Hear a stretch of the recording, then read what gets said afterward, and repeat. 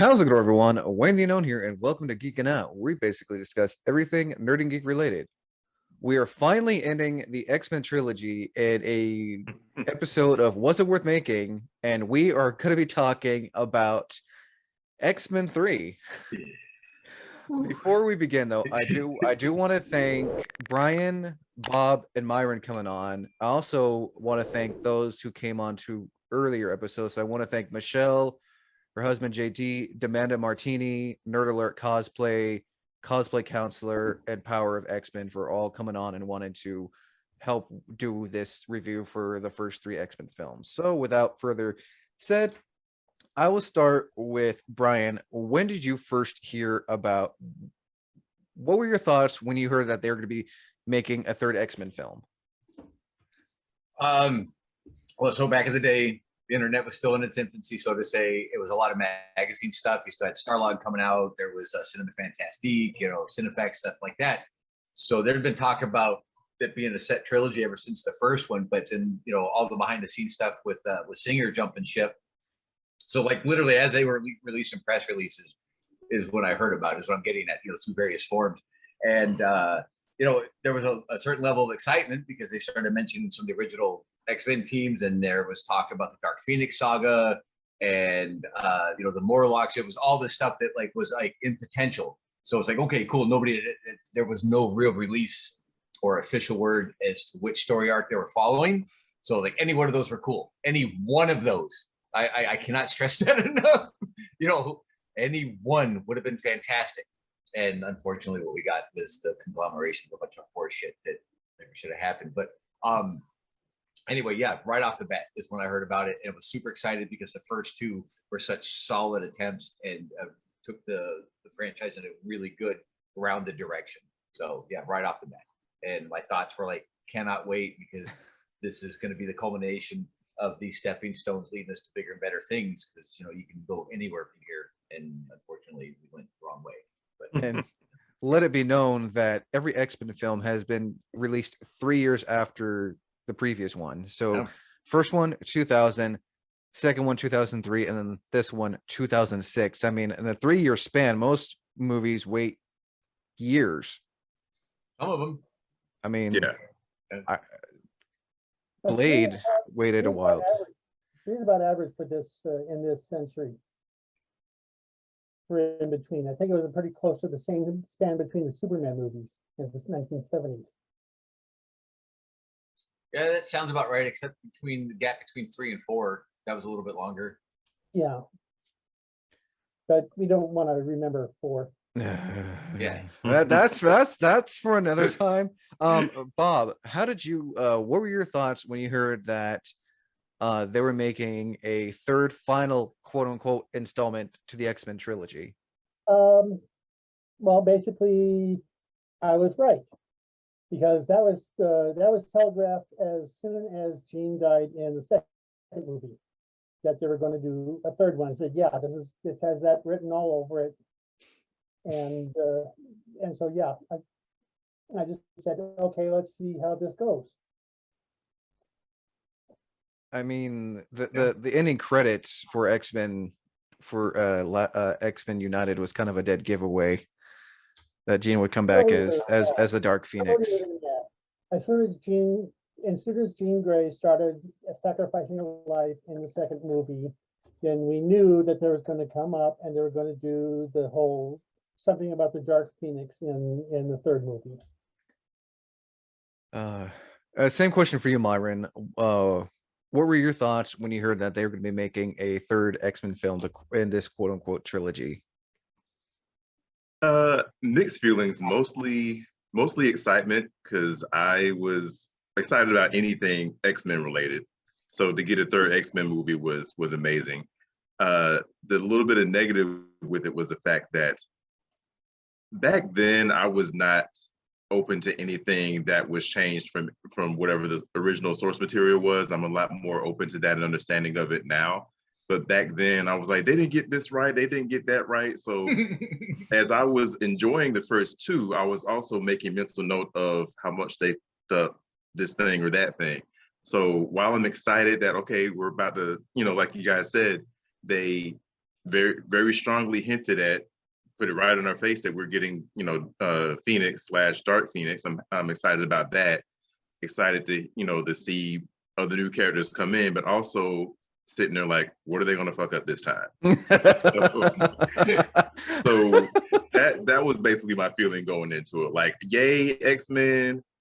How are they gonna screw up my favorite characters? So that was my feeling going into it. I mean, we're introduced to quite a few characters, both, we're introduced to the, like, more of the brother, Magneto's Brotherhood. We're introduced to a lot of characters from Archangel to Arclight to Beast, which I have to say Kelsey Grammer did a phenomenal job as Hank McCoy's Beast. Like, the fact that he set through like the makeup and the fur and like everything else for a guy who was like what, in his 50s at the time. Sounds about right. Yeah. I mean, we're finally, we're also once again introduced to Kitty Pryde, but this time being played by Elliot Page and sticking with the role for the next, the one that came after. We get to see more of Colossus, and we're also introduced to the Danger Room finally. Finally, right? Yeah. Nice throw. Simulation complete.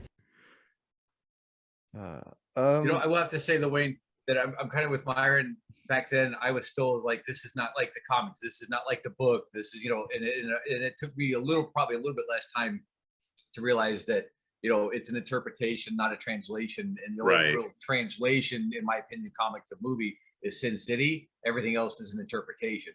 So, because, it's Stephen King, Clive Barker, anybody that they try to adapt into a movie, you got to really take it as two separate entities. And it hasn't been until recently, like with Walking Dead or some of the others, that's been more apparent, Game of Thrones, whatever, that it's the books, then you have your movies. But I'm with you, back in the day, it's like, that's not fucking accurate, you sons of bitches. What the hell are you doing? Who the fuck? Yeah, I'm with you on that, because we were not quite inundated or bombarded like we are currently with that type of environment. This was all fresh and new and stuff. Wayne being like 12 years old in comparison to us, they don't know any different. But yeah, I was like 11, 12 when X-Men 3 came out. See, I was just thinking it was a cool movie. Yeah. I'm not familiar with. I wasn't familiar with the comics as I am sort of. I'd already been out of high school. I was married, had kids, all that kind of stuff by the time these all came out, and much like these two, I'm sure. So we were already well versed in the original stuff. And it was a lot harder for us to accept this kind of stuff. So I mean, you guys have been into this stuff since you were like kids, teenagers. Me, it wasn't until like 2013 is when I started getting into the comics, and but there wasn't any of these movies or any, we have some, attempts at TV shows and things, failed movies that never saw the light of day. I'm the old man of the server. When this movie came out, I was 45 years old. So already well into middle age, and I was kind of, I was looking at what would be reasonably close, at least, to what was there. I knew that there would have to be adaptations. Dame Agatha Christie learned about that when she was talking about the movie adaptations from her books. Sure. Because she said this wasn't accurate, and this wasn't true, and this was cut out, and I didn't want to cut out. And then she started trying to do her own adaptation, and she gained a new respect for the people who do the adaptations, because you got to cut stuff out. You got to make changes to fit the different medium, from text to screen, and similar from comic book to screen. Oh, absolutely. The costumes alone, Bob, would not work in real life. Some of them, I think so. Yeah, we'll see what they do when they come up, because Marvel Studios is being more comic accurate with a lot of the costumes. Getting there. And, even if the costume doesn't work, we're at least getting to see a little tribute to them, like we did on Luke Cage. Oh, sure. Oh, sure, absolutely. Jones. So we get at least a little nod to it. But I'm not expecting to see Wolverine in the striped uniform, though. I mean, we did get a little teaser of that at the end of the Wolverine. The Wolverine, right? Yeah, Yeah. he opens the case and you see, the suit, and then you see the helmet. I mean, he did, and like I said, he did make a reference, The a yellow comic book spandex. reference. Yep, we're expecting yellow spandex. I mean, Yeah, that was a see, nice little nod. And that's part of where they were starting to like hint that this is a different entity and stuff, which is fine. And what I mean by some of the costumes, like just realistically would not work. Spawn's a great example. Some of the others, nobody can walk with a 20-foot cape hanging behind them, Right. literally. So it is an interesting transition. And the problem I think we run into 3, if we're going to start reviewing it though too, is that they threw too much of that stuff. They threw a lot At of one time. they pulled a Mortal Kombat Annihilation. They're just throwing character and character after character, taking And this from the arc comics, after taking from arc that. after arc. Yeah. It's Just the never one went anywhere. it's the one thing. Well, now that Marvel owns Fox, at the time, early 2000s, before Iron Man and all that, comic book movies were like, let's throw in this character, let's throw in that character, let's take this from the comics, let's take that from it. It'll work. No one will know the difference, for those, for someone like me who never read the comics. I didn't know the difference at the time. And one of the biggest problems this movie suffers from, starting off right off the bat, scene 1, is taking a particular arc, going a certain direction, and then kind of stopping cold. And it's because the guys that write these movies, I don't think, and if Myron's as big of an X-Men fan as it sounds like, he'll agree with me, they tried to make them all superheroes, especially in this movie, where the X-Men, much like the Fantastic Four, aren't really superheroes. They're just flawed people that are being persecuted. Yeah. They're not really. Think about how many comics. How they're not really ever fighting. They're not crime fighters. They're not really superheroes. They didn't choose this life. Yeah, they just have horrible situations that they're capable of helping make better. We just want to exist, and we're fighting to exist, right? Yeah, they see in this movie touched on that. But if you're going to go that route, bring in Genosha. Fine, I'd have been fine with that. Yeah, but they didn't do it. Anti-mutant. It's an entire society and its own little world that actually. Isn't it like an allegory for apartheid or South Africa, things like that? Yep. And Hitler and all that stuff. They actually, who was his name? Priest, the one that used the Bible to nullify mutants.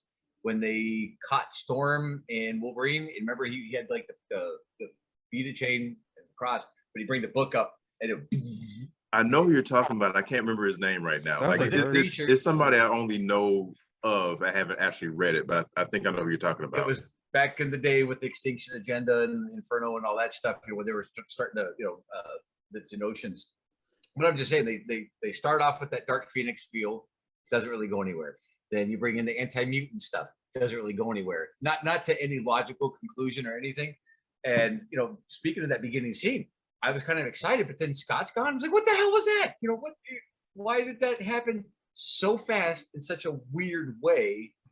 And not really taking the source material seriously to begin with. And I don't know. It's Wayne not having read some of these old comics and stuff. The Dark Phoenix saga alone should have been all they touched. There's so much that it culminates with that. And I don't know what your two opinion would be on that, but I would have been fine with that. Yeah, that with Dark Phoenix, and not to jump too far ahead, but with Dark Phoenix and with Wayne, I don't know if you're ever going to touch on this, but with Apocalypse as well, both of them should have been their own. This is before the MCU, of course, but you get different phases in the MCU. Dark Phoenix and Apocalypse, they both need to be their own phases. Like Dark Phoenix, you got going into space and her getting the Phoenix. You got the part with the Shi'ar. You got the part with the Hellfire Club. All of that with Apocalypse, you got his whole past being an Egyptian. You got the celestial ship where he got the rest of his powers from. It's you can't just do it in one movie. To do it in one movie doesn't do it justice. Maggie's won its own trilogy, basically. I mean, if since the Marvel does own Fox, I'm sure in 5-10 years we'll get an X-Men phase to properly like Marvel's doing. Give us some more time, let it breathe, let us forget about the crap that happened before, and then do it right. No, definitely. I one thing I should put in about that scene in the danger room is from the X2 review, I do need to eat a little crow. I said that the entire X-Men series, we never saw a fastball special. And there we have one right in that scene when I the first time I rewatched that. I said, oh gee, I just said that there weren't any. I'll get another attempted one later on. So it happened.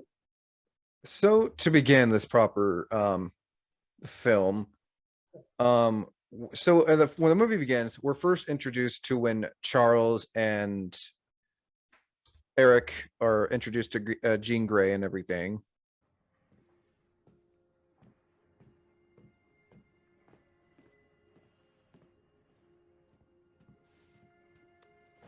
We'll leave you then.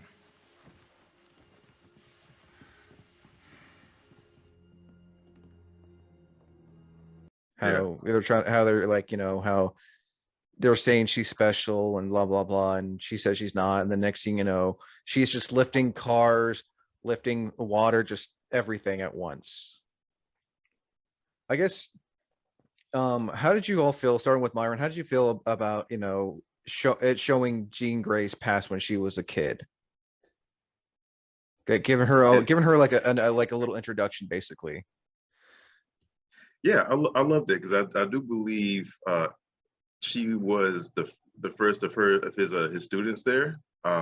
Depending on which version of the films you go by. Yeah, and if she wasn't one of his first, she was definitely one of his favorites. So I mean, that just definitely highlights how strong of a telekinetic she was. Yeah, I love that scene. It was a powerful scene. I had no problems with it. I like the little nod to even before the MCU started doing it, had a little nod to Stan Lee there, because I think he was the guy watering his lawn, and he's watching the water just kind of float up or whatever. Stan had a cameo in all the X-Men movies. Yeah, I also love how it shows Charles Walken. It also shows him and Magneto, being pals and originally, so just highlighting the fact that they were pretty tight before. They were best friends before they kind of split and went in their own philosophical directions there. Yeah.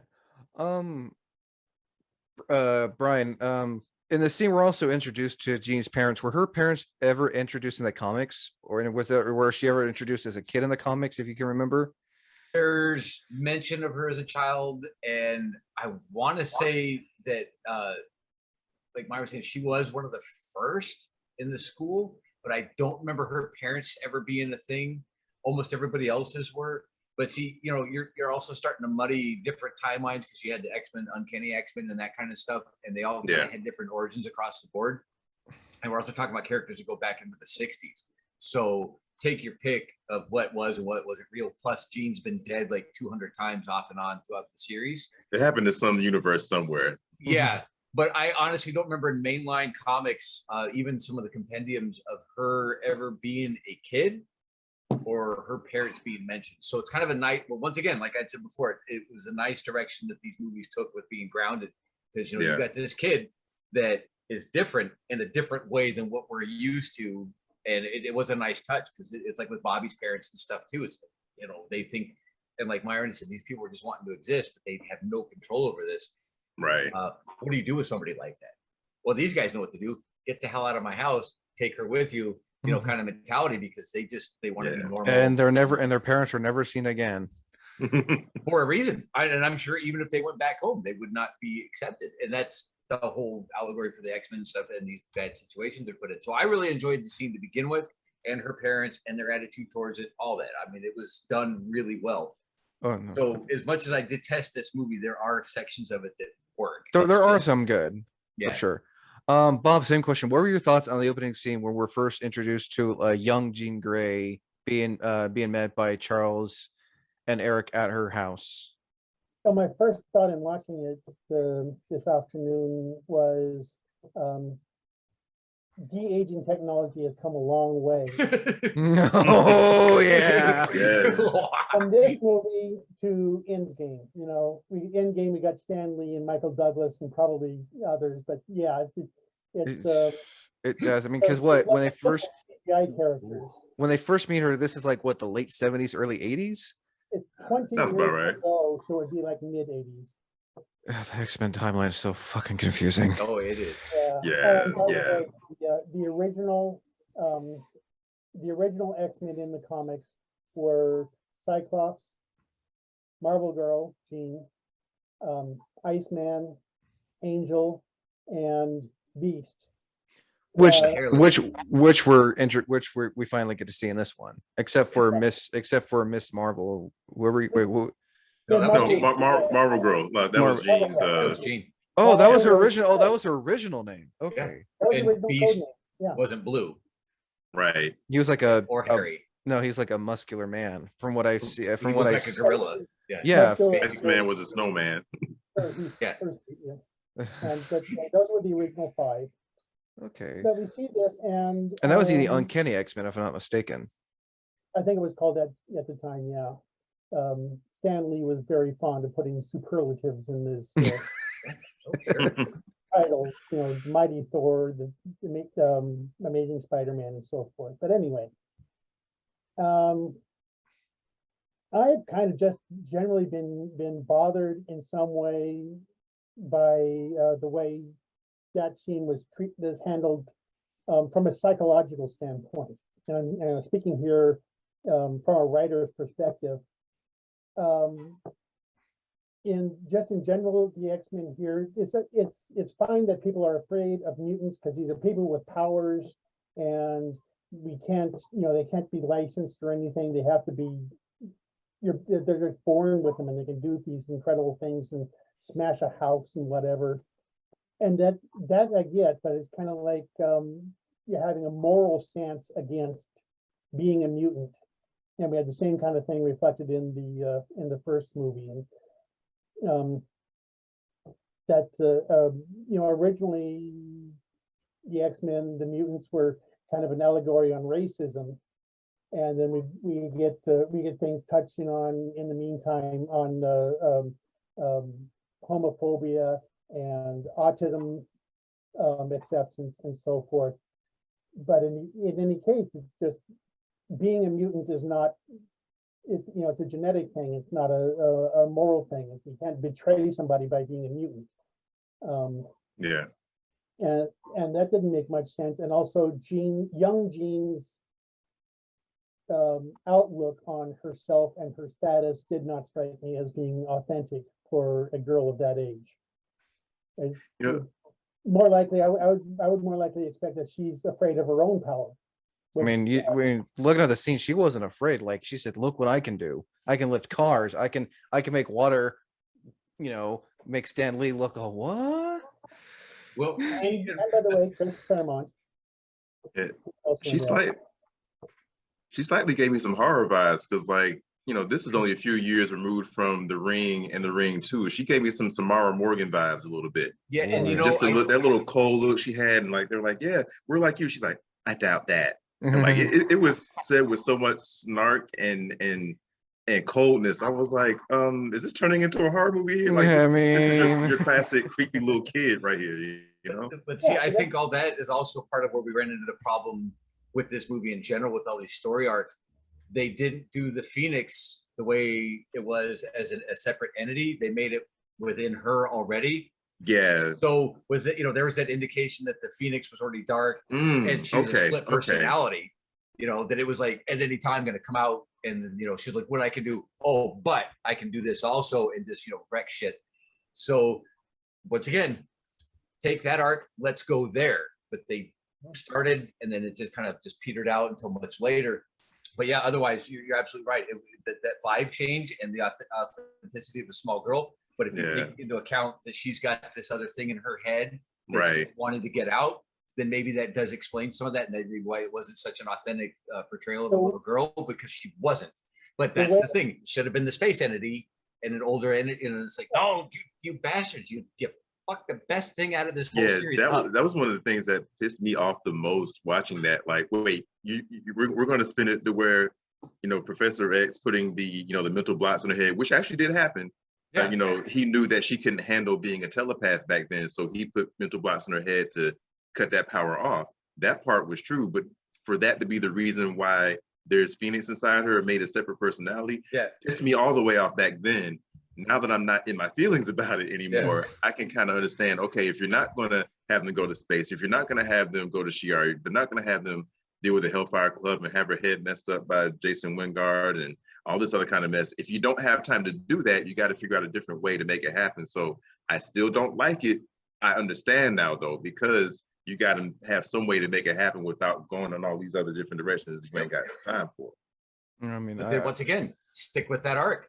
Let's make this whole movie just stay there and roll with it. Yeah, but they didn't do it. I think at the time, as mentioned, when they were making again, like I said earlier, when they're making comic book movies, I feel like these people just like ask someone to read the comics, and then they were told, and they're like, oh, I want this, I want this, I want this, I want this, I want this, I want. It's like, okay, but you're you're adding and mixing so much that, though, like, you guys who have read the comics for years, like, say, hey, why is that there when that's not really this, or that's not really that, or why is that character in here when they're a D-lister or whatever, Well, even if you separate it from the comics and the movies and stuff, from this scene forward, you're throwing so many characters at once. Oh yeah, I mean, you're introduced to a young Archangel at the next scene where he's basically trying to cut his wings off with a straight razor. That was so tragic. That scene, watching that scene as a kid, it's rough. That kind of like, what the hell? Well, because once again, there's another part of this movie that they were trying to do as basically making these people segregation, make them afraid of them. Basically like the kid was afraid because he knew what his father was anti-mutant, and then and there's another arc right there. If that could have been the core of this whole freaking movie right there, was the anti-mutant movement, and then you could have brought the Morlocks in. You could have had the Brotherhood of Mutants. You could have done all that kind of stuff. That's its own separate movie. Leave Jean out of it. She gets her own movie later on. That would have been fine too. They pulled a Mortal Kombat Annihilation. I have to. Oh, it was very upsetting, and then the ways they did it on some of this stuff. So yeah, I just. I guess they figured if it's going to be the last stand, we might as well throw everybody in every storyline in there, because we might not do it again. Then you just you run into so many issues with that, and all they were seeing was how well the first two had done, the behind the scenes crap with Brian taking off, Brett not really knowing what the hell he was going to do with this. Oh, so the new director just got basically was just thrown in the deep end, basically. Oh, and Avi Arad's behind the scenes going, more money, more money, more money, more money. These work. And merchandising and all that kind of stuff, because this was all starting that ball rolling leading up to the this was 2 years before the Marvel Cinematic Universe. And they were trying to capitalize on every little bit of it. Spider-Man had already done its thing, so you've got all this stuff that they're just seeing dollar signs at them, because really the first movie was made more for the comics fans than anything else. 2 was a mix of the movie and comics fans. Who the hell was this one for? I'm guessing I'm sure Bob can agree too that this movie was made for, I guess they thought, these two were successful, let's make a third one for just who the hell ever. I'm sure, Bob, your feelings on this movie are mixed. I think they were thinking that this is, it's called The Last Stand, and I think it's the last of the trilogy, probably the last X-Men movie. I think they weren't even thinking of doing anything later on. Well, I'm sure they weren't, but do everything they could at it, and there was a mentality that was just in the process of fading out, where automatically more is better, which is also what made a mess of Spider-Man 3.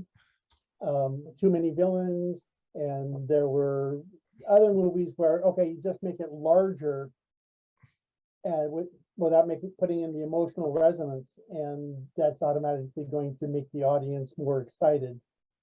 I mean, the first 2 films they had a plot. They didn't have mixed things. Like the first one was about Wolverine mainly, or Rogue. Second one was kind of about Rogue. I mean, was kind of about Wolverine trying to find where he was, but it was also about Stryker kidnapping mutants and wanted to basically kill all mutant kind. This third one, you have Jean Grey, you have Magneto's Brotherhood. You have the Cure. You have the cure, which is basically which later on I didn't realize that the cure is just from a mutant who basically nullifies mutants' powers. Yeah. They just basically you have like the we're gonna government take we're gonna and take your society's we're gonna anti-mutant. take your blood, or we're gonna put in this cure. It's basically what it is. It's just his blood mixed with some science medical mumbo jumbo. It's like Sure. that's all it is. And it took me a lot to realize that this kid, they're just basically using this kid who has mutant powers that again nullifies him, which at the time I didn't really understand when, like, who is this kid? And then I saw Beast, going to shake his hand, and next thing you know, Beast's hand is like, Goes back. it's all normal. My name is Hank McCoy.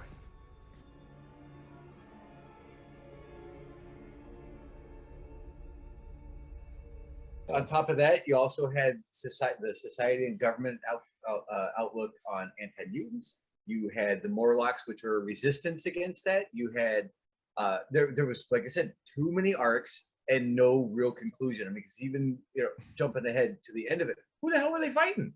I mean, there's just too much going on. It just it shows at the end that they. Well, I mean, I know we shouldn't be talking about that right now, but it shows you at the end. It's like the X-Men's like, hey, we want to protect this kid because Magneto. I know, like I kind of we at the it was not really touched on the first review, but from what I understand, Magneto doesn't like the fact that there's a cure, and they find out who this cure is being from, so they're like, let's go attack this island where this kid that kidnapped him. It's basically, they don't know how this cure is being made, and then they find out how this cure is being made, and they're like, okay, well, now we need to go him. But the mutants are like, yeah, we know you don't want us to be here, but like the X-Men, like, we know you don't like us, but we're here to protect you. We're helping you protect the cure. And but even moving forward with the movie proper, from the Danger Room scene to Jean's introduction, then to Scott going to go back because he's having his visions and all that kind of stuff. You're setting up a very specific story arc that even with Jean's introduction, and it's a Star Wars prequels all over again. Yeah, I mean, taking Myron's viewpoint on it without getting crazy, because the Phoenix Saga and the Dark Phoenix Saga are very convoluted, and it was like 11, 12 issue crossovers, and oh my god, it was just everywhere. Everybody was involved. Streamline that and let's follow that arc. That's where your setup's at. Awesome, because that's what you left off with X2. That's where I imagine you were the same way in the movie theater. This is what I was expecting because that's what I was shown. This is what you're setting up. Let's go. And then left turn and all this others. Yeah. Right. And it's like, what the hell are you doing? Because then they killed Scott off. And he was such an integral part to the Phoenix Saga. Poor Scott. That we don't see. You were saying, Bob? I was saying, even if they had just like stuck with the Phoenix Saga and the Cure plot line and had them truly intersect in some way, that would have been an improvement. But they just happen to end on the same location is the only thing that they had in common. And I was really expecting something along those lines where the Cure would somehow do something with Dark Phoenix or vice versa. Yeah. I mean, and it just progressively kept adding to and getting worse and worse with all the stuff they're adding in. Like Bob was saying, the guys, the big wigs behind were like saying more. Yeah. Oh, this is the biggest. They didn't care about. They didn't really care about the fans. They were more, concerned about how much money. Actually, let me look this. Let me look this up real quick. So I want to touch up on some of the new characters that are introduced, especially the villains. We're introduced to Arclight.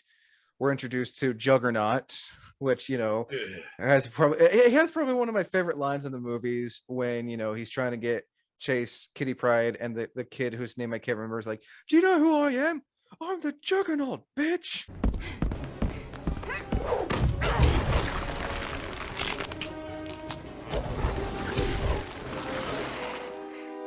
Don't you know who I am? I'm the Juggernaut, bitch! I have no problems whatsoever with the casting of any of these three films, except for him. And I love Vinnie Jones. The reason Barrels. was he also a wrestler? He was a soccer player Soccer player. or All right, football, whatever. so the budget for this movie was 210 million, and it made over 460 million. So basically, it made over 250 million more. X-Men 2's budget, X-Men 2, let's see, so that was 400. So who are the other villains we were introduced? The main one, that Magneto. There's Arclight, which who was the other girl? Okay, so let me park here for a second. Did anybody notice that Psylocke was in this movie?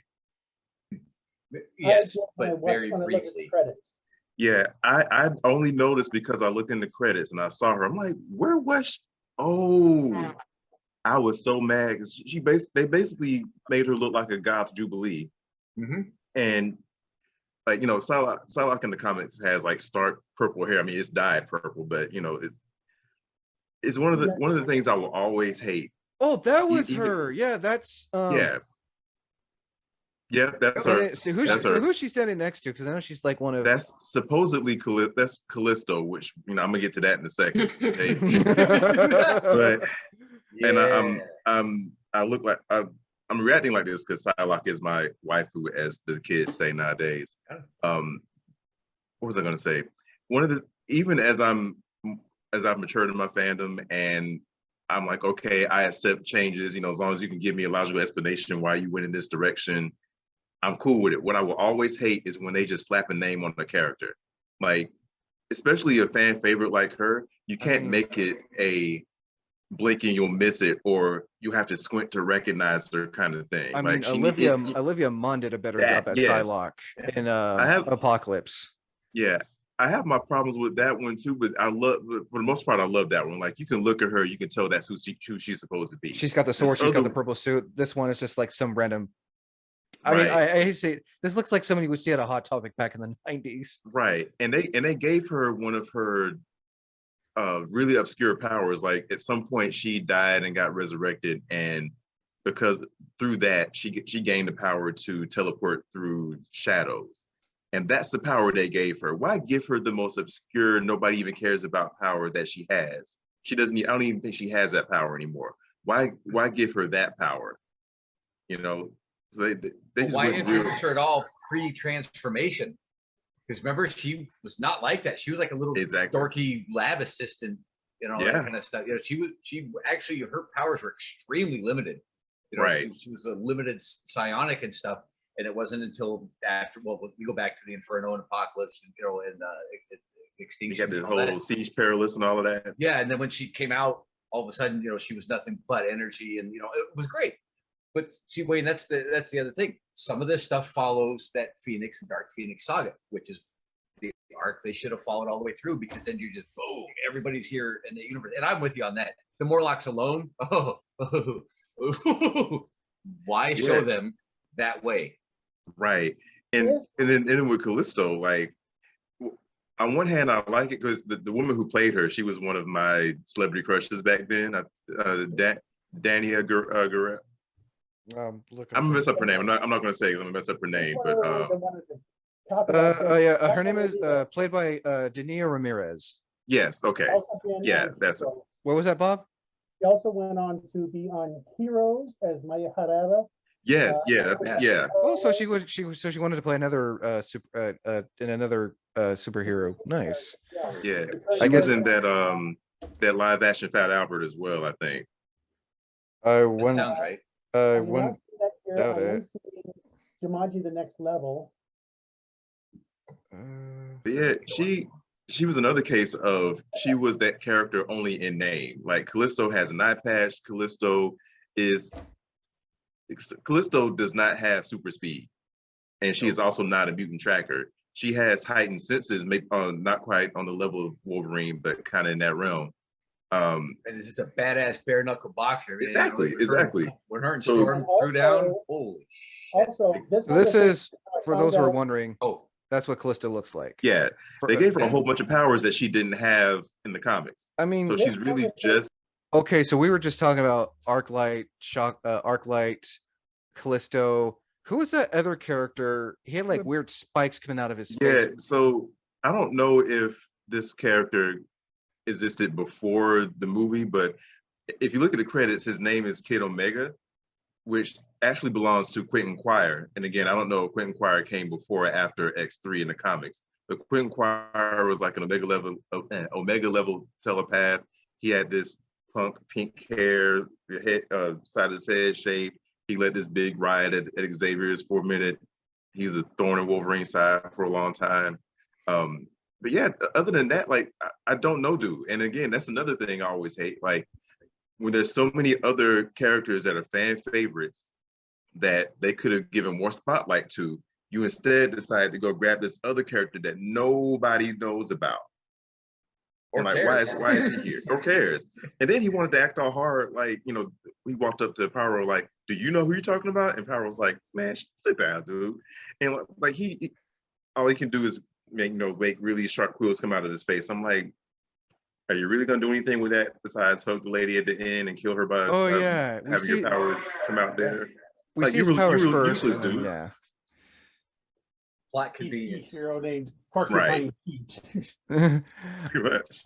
But I was backing up to Psylocke a bit, because this conversation is how I found out that was Psylocke. I did not know that before, right? Yeah, now. same here. And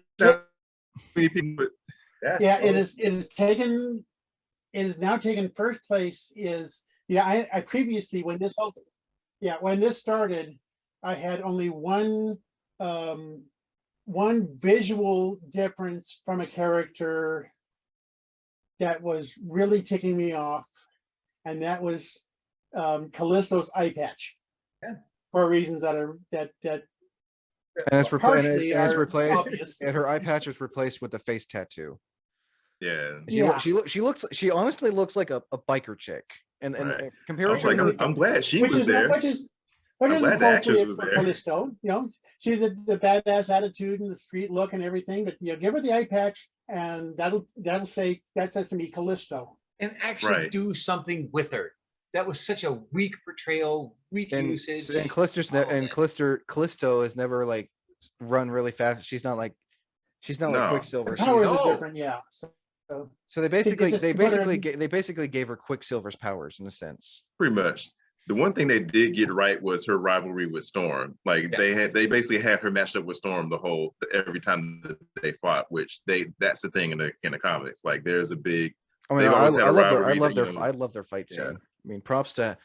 I don't know if that was them actually fighting under stunt doubles, but it was the fight scenes in this movie are well choreographed. I will give that much credit. Well, absolutely. But since we're talking about Callisto and Storm there, and the Morlocks in general,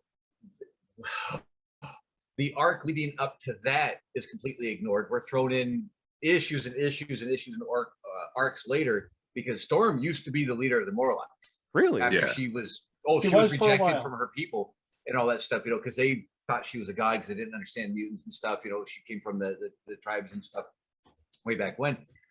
She found the underground, literally, and because she was one of the strongest, was leading them, and there was that rival between her and Callisto.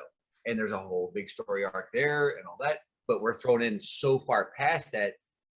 I'm kind of with Myron stuff too. With that, you're not going to emphasize it. Who cares? Leave them out, Right. or follow a different arc. Don't bring that up.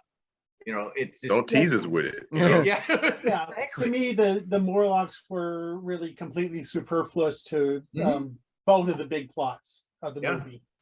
But if they're going to use them, put them on the Brotherhood of Mutant side or the X-Men, because you can't really leave them neutral with the way this movie went. I mean, if it looks you're like gonna bring 'em in, Magneto was trying to something with bring them. it. It looks like Magneto was trying to bring him into the Brotherhood. But Yeah. once again, it's a failed attempt, and like Bob just said, they were superfluous, unfortunately, because they are so integral to the X-Men universe across the board, and they Yeah, touch so many other people. And I could tell that they were the Morlocks, but in hindsight, they really sold them short because like the Morlocks there's some unofficial mutant classes, like I want to say Gamma and Epsilon. Like those are the mutants where you can tell they're mutants by looking at them. Like they're just grotesque looking and everything like that. And I think I don't know if allegory or analogy is the right word, but anyway, it's kind of like privilege basically. Like how any ethnicity that has brown people, the lighter ones, they have white passing privilege because they don't get discriminated as much. The Morlocks, they don't have human passing privilege, whereas most of the X-Men do. They can pass for human and they have useful powers, whereas the Morlocks, some of them have useful powers, and some of them, their mutation is the fact that they look like Yeah, a Oh yeah, non-human. like Yeah, that one frog looking guy in the scene where Magneto's giving his big speech Yeah. to the Morlocks. And they get like, worse than that. There was like, Right. what was it, like a 2-year-old baby that has no control over its power that turns into this big, gross, amorphous blob, hulking type Yeah. of thing.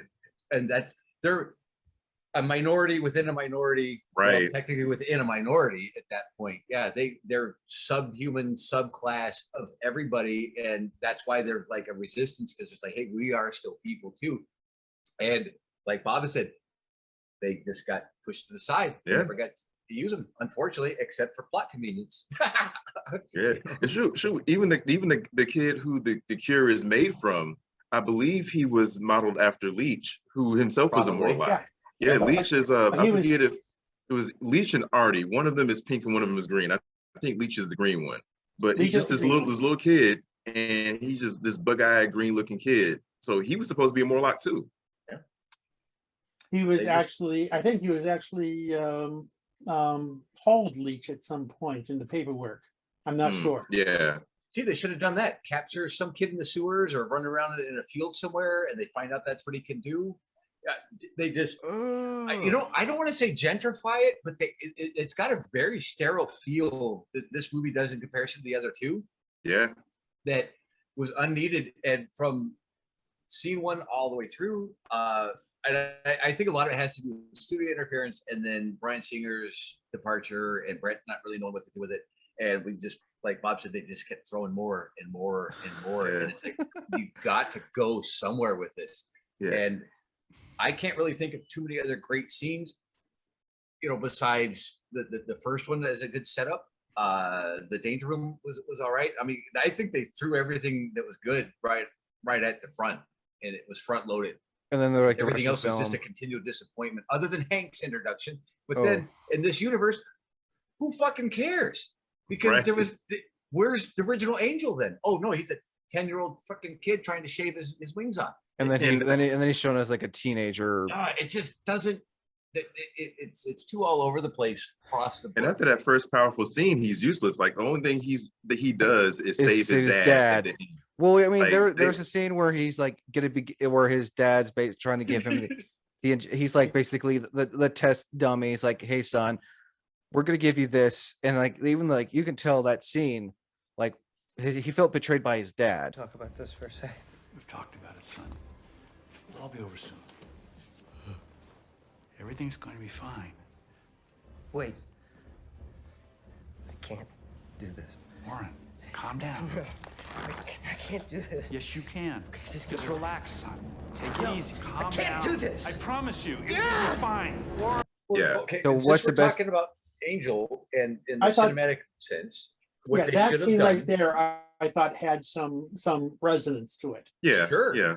But if they're going to bring Angel in, and this is not the comics version, and he's being, so bad that he's trying to shave his wings off and stuff like that, and his dad was so well connected, throw him to this agency that's doing stuff with our Leech character and fuck him up so bad that that's where we get Archangel, because that conversion in the comics would be a really weird one to do. Yeah. But there's a setup there, and it would have a better payoff with what we ended up getting. And even though- Archangel, is when he has like silver metallic wings, right? oh, Right. he's Yeah. dead. He Working actually for- died. Working for Apocalypse. Yeah, he died Oh. and was hung. He was literally hung up on a wall by his wings. And Yeah, stuff, like he was Another thing crucified. with the Morlocks, this was during the Mute Massacre. Mr. Sinister sent his Marauders in there to kill them all. The X-Men is the first big crossover. The X-Men come in, X Factor comes in. Angel is part of X Factor at the time, and one of Sinister's goons, his name is Harpoon, very on the nose, and his power is throwing things as if they're harpoons, and he gets his wings impaled to the wall. Ah, So And he with goes his to the lungs there. hospital. He has to have him amputated, or he's led to believe that they need to be amputated or something like that. like And he tried to then do in the he's- beginning of the scene where he's trying to basically use a straight razor, like Yeah, but while he's dying, Apocalypse comes up and says, I can fix you, make you better, that kind of stuff, and converts him Yeah. over to Archangel as long as you're mine. It became like a herald like Galactus with the Silver Surfer. Pretty But what I'm much. saying is if you're gonna leave all that out and save Apocalypse for later, turn him into Archangel with these genetics guys or something. They just really never went any solid direction other than, Yeah. oh, hey, here's a character. And you'll never see him again until the last 10 seconds of the film. Oh yeah, well And, you see Mhm. because you see him- Angel's yeah, you see when he's a kid, you see him when his dad's trying to basically him. like take his fix him. We see him again when he comes to the X-Men Manor after, which before I get to that scene, I want to go back to when Scott goes to Alkali Lake after Jean dies, and that whole scene where Poor Scott. where he comes back to life. So, and either of you can answer this. I know Jean has the powers because it shows that she can basically make someone just basically Thanos them in a sense. Was that ever a thing in the that's comics? not all, but that's not her. That's That was the Dark Phoenix. Now, was that Yeah, ever a thing in yeah. the comics where she can basically Thanos snap someone in a sense, like she does Oh, throughout a good That's chunk of the probably movie? the least of her powers. Well, is that a thing in Right. the comics? Yeah, well, because the Phoenix is actually a living being. It's like Fire a and cosmic life entity. incarnates. Yeah. And then this is the And- Phoenix is where she's wearing the green suit with the Well, green it's suit, like right? all flamey and weird Yeah. stuff and everything. And the Dark yeah. Phoenix is when she's wearing that same thing, but in red instead of green. Okay. And she So okay. because I you mean- had two different versions of this, and then when it left her, it went into Rachel, and that's where Excalibur and all that stuff. She's had it. But yeah, no, that scene where when she kisses Scott, she helps take off his glasses and he can just see perfectly fine, which honestly was actually nice. I mean, I have to say Yeah. James Marsden has some beautiful eyes. I'm just saying Yeah. right now. No, absolutely. Like But see, He could have made a really good Cyclops Yeah. had he been given the right, had he been written properly. Yep. I'm seeing him act in different things. I'm like, you were great. You could have been great. Yeah. You are a great actor. You were This not movie given a just good chance. proves that everybody was cast well. Just give a shit to work with. But Exactly. that scene though, just like that whole scene with Scott, and then everyone in the X-Men are just like, what the hell just happened? Because Charles was the first one to sense that, like, he knew something was happening, and you could tell right there that Charles knew that Jean was still alive. Yeah. Well, and I hate to sound like a broken record, and I'm sure all three of us, well, actually all four of us will. This is another one of those examples of what I was talking about with here's your arc, here's your start to payoff with a specific saga that would have worked beautifully. And Mhm. we're starting off here, whether it was going to be Phoenix or Dark Phoenix, it's all irrelevant. We're just going to call it that Phoenix saga. Here it is. Granted, it sucks that they killed Scott so quickly. They could have probably handled that differently if that was the direction they're going. And it felt like that's what it was going to be because we're still early on in the film. It's like, oh, awesome. And we're Okay, introduced to a they- lot of fucking, excuse my language. I mean, Yeah. this isn't going until 5 p.m. But we're introduced to thinking about talking to you guys because you're more familiar with this than Yeah. I am. I was like a wee little kid. What's dark? It's It's like horrifying, you and it get was- introduced to a lot of stuff right away. Like and that's the problem. again, and none of it pays off. it is, and I'm not, and no disrespect on it, but this is Star Wars Episode 1 all over again, where you're being Oh, yeah. introduced to like a bunch of shit right off the fucking bat. Too much, too fast, going 1,000 miles an hour, Yeah. 400% of everything without any clear direction past. I the mean, we're intro. kind of doing that now, but I think those who've watched this will understand what we're talking about. Yeah, I was thinking about it. We're jumping all over. It's because really, there's no this. Bottom I line, mean- is this I movie mean- sucks. I mean, Bob can agree. I mean, I'm sure Bob, you can agree when you, me, Michelle, Demanda, Ugh. and Cosplay Counselor were doing the review for part 2. Like we were, going in an actual pace. Like, Yes. we were from the beginning to the 'Cause it end. deserves it. This one, Good movie. this one is like We're again, a we're- reflection of the movie, basically. Yeah. Oh pretty, yeah. pretty much. I guess Bob. You can't talk about how this movie is too much without talking about the too much that this movie is. Oh no, I perfectly. That's it. My That's it. Bob, since we And brought where? up we brought up the question. I brought up the question. What are your thoughts on Jean coming back to life? How she's coming out of the water, basically the Phoenix, the quote unquote Phoenix rising out of the water. The scene with Scott, like when she kisses him and you see Scott's face, like you see his veins. What were your thoughts on Scott's death scene? We didn't see much, but I think anyone who is familiar with, I'm sure Scott's probably died in the comics too, I'm sure. Well, it's a superhero It's- comics. Who haven't died? Yeah. I remember Right. point taken. What were your Yeah, thoughts but, on that? What were your thoughts on that scene in particular? Scott's death scene and Jean coming back and wearing basically, is she wearing her outfit in that? Yeah, she's wearing the Yeah. outfit she died in. Yeah. She's wearing, but she, And her what she hair had on and- when she died. And her hair is all long. What were your okay? Let me read it. What were your thoughts on Jean coming back to life and Scott's death scene? I didn't really notice Scott dying in that scene. Maybe my brain just phased out a little bit or something, but it seemed to me that at the very end of the last frame he was still there, and then we skip over to the X-Mansion and Charles just suddenly knows. So that part to me was a little confusing. Other than that, the scene I thought played fairly well on the whole.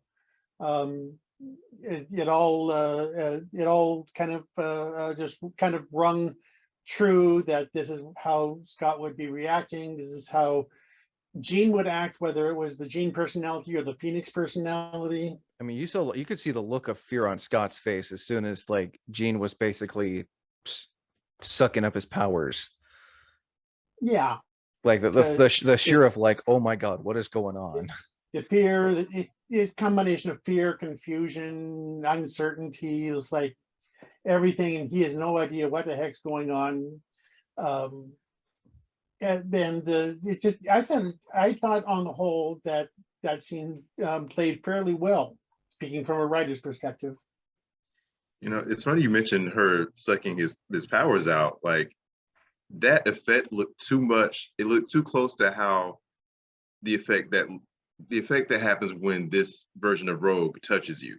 Like it looked the exact same way. Like what So I she was did, like- like what she did to Logan in the first one when she stabbed Right. him and she basically touched his face and you saw his veins. Like Yeah. The way it he did- reacted, the way his skin looked, it looked as if Rogue was touching him and not Jean. But yeah, Which may have been deliberate. Very well. Yeah. Or I just mean- a budgetary thing because they had all the After Effects. yeah, I can see it. I can see it. on there. again, talk to you guys. Think about it now. The movie. This movie's so. I'm definitely it's- going into a different like. Oh, but outlook. it sets up so well, Wayne. I'll mirror Bob's statement on that scene there. Up to that point, we're still okay. We're expecting the Dark Phoenix. That was done really well. Because we're not Scott's introduced to departure? we're not introduced to the Morlocks till like I think shortly after. No, but up to this point, it's still I'm on board. And the cure, I- it's the cure and yeah, which that is scene fine. right there. You can actually have a plot A and plot B. You know, but this one has like a plot A, B, C. Oh, all the way. It's everywhere. There's a plot J somewhere in there. and well, I get and a part D because we have Angel's little arc. But doesn't mean Hey. anything. I'll just before you even ask me the question, I don't mean to interrupt or anything, but I'll mirror his statement on it. That played very well. It might it does suck that Scott died, but visually it was great. You get the idea that no matter who's in charge of her, it's bad, and that's the direction we're taking this movie. Awesome, because it worked. I didn't like seeing Scott die, but I guess to really show how bad or evil or overtaken that she is, you got to do something. And I mean, that's a perfect way to do it. It'd be like- better than some random forestry guy out there or a fisherman on a boat or something stupid. An Because I don't care about them. innocent, yeah, no. I mean, Yeah. like Myron I said mean, it would have earlier. been effective, but it wouldn't work the same Oh yeah, way. no. It's like, Yeah. oh, okay, some random guy died. Oh shit, Scott died. Oh, Yeah, exactly. That sets the stakes. I mean, like, there's your setup, and like- here we go with the Dark Phoenix. I mean, like Myron said, it gave off like a Samara type horror vibe, especially when especially when we see her later when she's wearing that like robe type outfit when she's Yeah. back at her childhood home, which again we'll get to Which is later. Great. That's how you set this kind of stuff up, and I thought that's the direction we're going. And it like Bob's saying from a writer standpoint, that's how you do that. It's perfect. I hate to say perfect, but that's a great intro and a great way to start the story arc. And then there's no payoff. The rest of the movie just starts falling apart from there. So yeah, And like what I you said, said there about are- setting the stakes, about her killing Scott, that is true. That had not occurred to me. yeah. Well, it Right. does because you're killing somebody you've been through 2 films with. you're killing somebody that was important to her, or thought was. And if you're going to go with this Phoenix Saga thing, there you go. We're proving that she's not who she was. It is something different, and awesome. I'm on board for that, because you already you already have the Magneto B plot at all times anyway. Which we got, yeah. sort of. And you'll have the resistance and this cure thing. There are ways of doing that. So yeah, I at this point in the film, I'm still on board, and I don't know where Myron's at on it. He probably feels the same way, because we are all. It seems like the three of us were expecting the same thing when we went and saw this in the theater.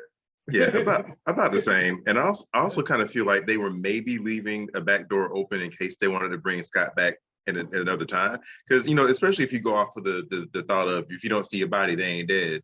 We never saw his body. I mean, for anyone who's seen Days of Futures Past, I mean, Scott does quote unquote come back to life when the timeline's fixed. Yeah, I don't count that. That's just basically pulling a flashpoint at this point. Time travel's a weak writer's go to. But anyway, I want to focus on more scenes about the cure. We're shown that this cure's being made. Some like humans, like humanity is like, this is good. And then there are some mutants who are like Rogue, who does not she can't touch people, she can't kiss her boyfriend. She's also mad at the fact that Bobby's kind of more having a fling, and I use that word heavily, a fling with Kitty Pryde. I don't think that fling doesn't take off until she says that. Like I actually I watched it maybe a few weeks ago, and then I tried to rewatch it last night, but didn't make it to the end. I feel like that wasn't fair, Rogue, to be like, you're a boy, Bobby, your mind's only on one thing. And I'm like, he has not pressured you at all, man. Like that's you projecting. So that fling didn't start until she did that. I'm not absolving him of having the fling. Right. But she didn't have a fling. Was he really having a fling? He was more ice, I guess, which also brings to another He's an question. idiot teenage boy though too, and he was extremely accommodating to Rogue across the board prior to that anyway. So. Yeah. I mean, I read at this moment that Bobby was just being kind of a sweetheart big brother for Kitty at that point. I can see that. But it would trigger Rogue's emotions at that point, and because even assuming she recognized that, and I have no reason to think one way or the other on that, that was still sting that he could touch Kitty, but couldn't touch her. Yeah, no matter how that's interpreted, you're absolutely right. That's the bottom line. You can see. Yeah, no, I mean, even like also during the scene where Storm is talking about the cure, and you can see the excitement and Rogue's eyes, there's a cure, and then Rogue was saying there is nothing wrong with us. Says and Amanda from part one couldn't have said it any better when she quoted saying, says the girl who can conjure up storms to the girl who can't even touch someone she loves. Yeah. Without wearing gloves. Yeah. But I want to put in at this point that in regards to the cure, I know in the first two movies, Bryan Singer was leading in heavily to the allegory between homophobia and the mutantism, but the cure strikes home with me more than most other people who have reviewed this series, being autistic. So being on the autistic spectrum, and there's still the cure autism movement going on now, even more than there was in 2006. Wow. And so I know for me, I don't want a cure, but I'm a little closer to being more like Storm. At Storm's area, not as powerful, maybe one of the lesser mutants, but then there are the ones who are non-verbal, but still want to interact with people, who have very uncomfortable sensory issues. They might want to some kind of cure, or at least a better treatment to alleviate where they're at. Like Rogue, for example. Like Rogue, exactly. Yeah. And she stands in for those kinds of people who have it severe enough or have twists to what's going on with them that they would like to have it changed, that they would like a change. Yeah, it's easy for Storm to say that because Storm can hug anybody. Storm can handshake Yeah. somebody. Rogue can't do that. Period. I mean, the only time Rogue can touch anyone is like again when she wears her gloves. Yeah. But Yeah, I think and I think I can talk with you. I can talk with you guys. I can reach out and touch you when we're present. And I'm that rare autistic person who really loves to hug, and I can kind of make sense of social issues and all that, but not everybody can do that. So See, and for me here with the Cure being introduced in this particular movie with all the other story points going on, no matter what allegory you use, whether it's homophobia, it's racism, autism, whatever, is irrelevant because we're dealing with this specific thing in here of being anti-mutant. So you draw from it whatever you want. The problem with this movie too introduced so many plot points is here's another one. If you were going to do the Phoenix Saga, this is a great one to do because you're really showing what these poor people have to go through. Because now we have the Morlock discussion comes back in. What about some of those people that cannot even come above ground because of how disfigured they are, how dangerous they might be? Okay, there's a great plot point there because we go back to the Magneto thing. He's here, and he doesn't want to have it change, but you've got mutants that actively do. There's your division there, the ones that do versus the ones that don't, whatever.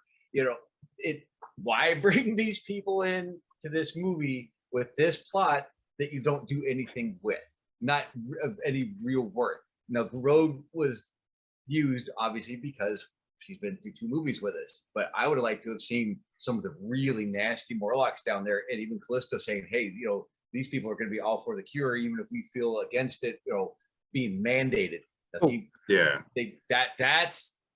the key. So the mandate. So Psylocke does have a line, and the Morlock. They want to exterminate us. Yep. Yeah, and then she has another scene, but then she gets killed off when Rogue's basically going, quote unquote, nuclear, like Thanos snapping everybody, because she is in with that scene where the guy with the spikes with arc light, where he like, hey, there's nothing wrong, and then just. Yeah, Psylocke and Arclight are the ones who throw Angel's dad off of the ledge, and then Angel comes in and and then Psylocke gets killed. She has one line, like she has like a total of 3 scenes when she says they want to exterminate us, when she's helping kill that one nurse, and then when she's throwing, and then she gets killed. So she's got 4 scenes, but only 1 line. Yeah. If you want good Psylocke, watch The Gifted. Which is on I haven't checked that out. What is that on right now? Yeah, it's on Hulu. Okay. Because Polaris is in that too, right? I believe so. And I might have mixed it up, but I'm pretty sure I saw there's at least some Psylocke in there. I know, I was mainly taken with Blink, but that's just me. Oh, sure. Yeah, like I said, my biggest problem with some of these A, B, C, D, all the way to Z subplots is they really don't have any kind of a payoff where you've got an obvious, I mean, it's low-hanging fruit across the freaking board. And like I said, take whatever allegory you want from the Cure end of it, and take whatever you want from what you even saw on screen. They just didn't do anything with it. Everything was going like forward and backwards, and forward, it's a up, focus down, point. cross, And and the ethical stuff with the brain transference, which we hadn't even touched on. With the brain transfer? Oh yeah, the end. Yeah. Well, we'll get to that.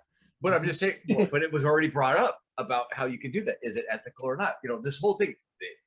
So I don't know if maybe it started off with the writer's initial political viewpoints or something like that, or Brian had something to do with it before he jumped ship. But if you're going to get preachy, do it within the movie. It doesn't have to be so heavy-handed. It doesn't have to be over the top, because we're dealing with mystical, magical people. That's fine, and you can take from it, like I said, what you want. But why make it a focal point and then just kick it to the side? Because, oh, hey, look over here. This is going on now. You remember that we just showed you 10 seconds ago? Oh, wait, forget that. Look, we've got these guys over here. Here's a van full of really cool people that we've never mentioned before, but you comic nerds. Oh yes, the trucks, the prison truck scene. I'm just saying, they're bringing up these this is an awesome plot point. the ethical standpoint on mandating a cure for people that don't want it, that are happy with who they are. The choice, so there's your allegory there too. Is it abortion? I don't know. I don't really care. It's this moral dilemma. It's a great setup with no freaking discernible payoff across the board.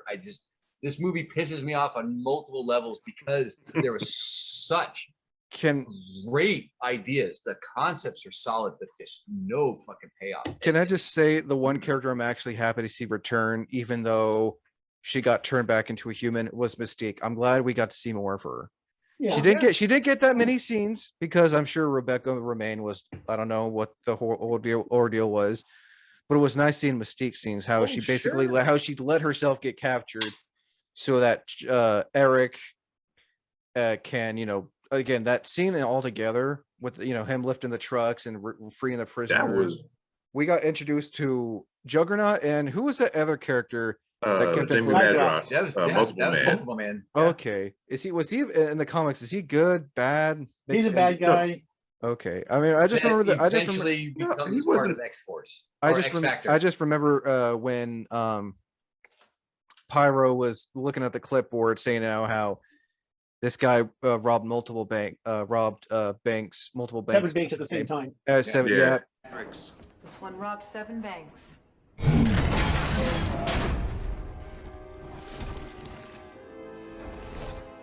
At the same time. I could use a man of your talents. And again, I don't remember him being a bad guy in the comics. Like he was a side character for the longest. Like he was just hanging out he was hanging out with Moira McTaggart at Muir Island for the longest, and then he finally got on with X Factor, that second group of X Factor. Yes, I was gonna say.